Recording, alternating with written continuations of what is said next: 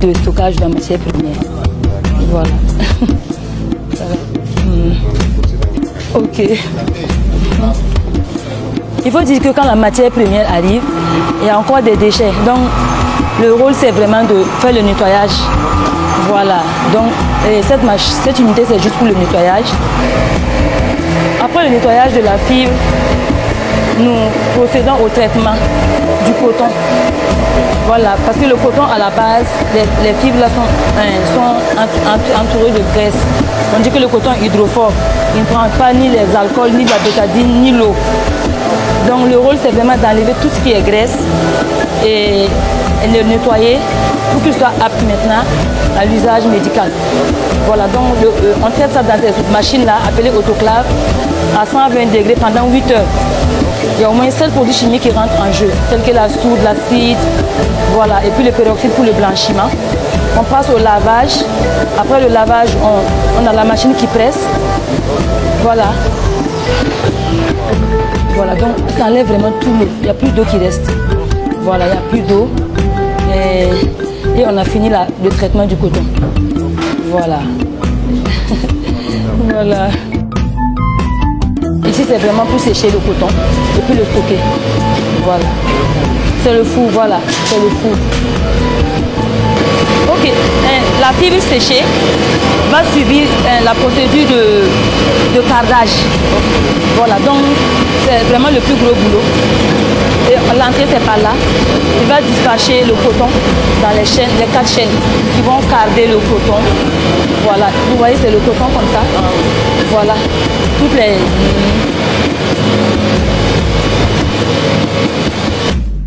À la fin, nous avons le coton cardé. Voilà. Dès que le produit fini sort, on décide maintenant du conditionnement.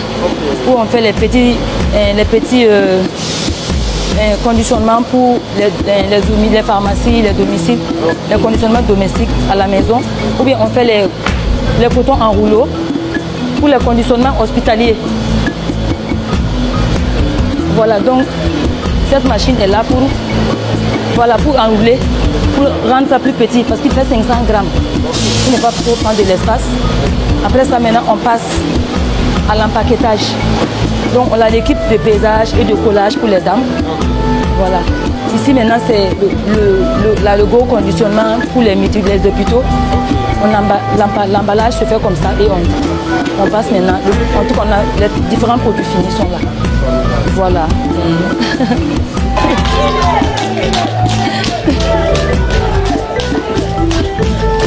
Ok.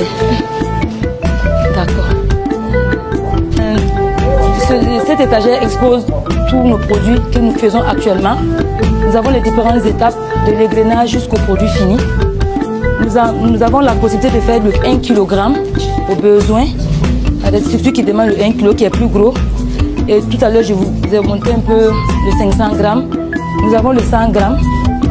Et nous avons aussi le 50 grammes. Et nous avons ce coton que nous avons décidé de le faire nommé Faso B pour le citoyen lambda. C'est pour la grande consommation. On veut occuper tous les deux circuits, autant bien le circuit médical que le circuit non médical. Donc la gamme Faso B est dans les marchés, les boutiques. Et la marque Sofacorp est dans le circuit médical. Voilà. Et ça, c'est le coton cardé pour les plâtres. Voilà. Lui, son emballage, il est fait avec du papier craft. Il est différent des autres. Voilà. Aussi, il y a les bandes qu'on fait à base de coton. Il y a les compresses, les tiges coton. Et puis les disques démaquillants qui sont vraiment très très demandés. Pourquoi pas les couches hygiéniques à base de coton bio pour les enfants et puis pour les dames. Voilà.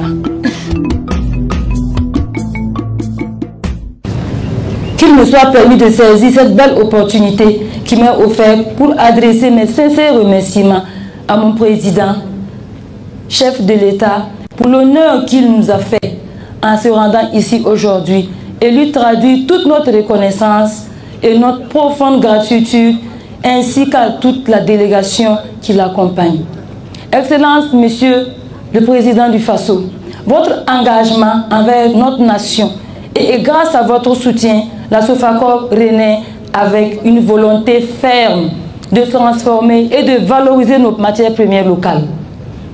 Nous nous engageons à vous accompagner dans le noble combat que vous menez, dans l'élan d'industrialiser le Burkina Faso et surtout de mettre à votre disposition, à la disposition de notre population, des produits de qualité.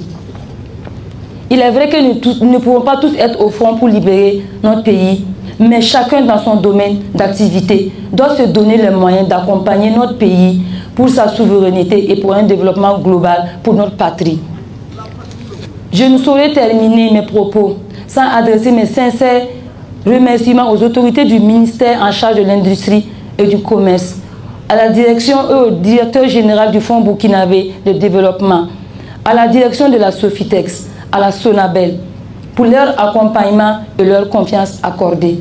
Mes remerciements s'adressent également à ma famille et à toute personne qui ont œuvré à la réalisation et à la revue de l'unité, qui nous permet de retrouver les emplois perdus et grâce à la capacité augmentée de recruter encore davantage du personnel.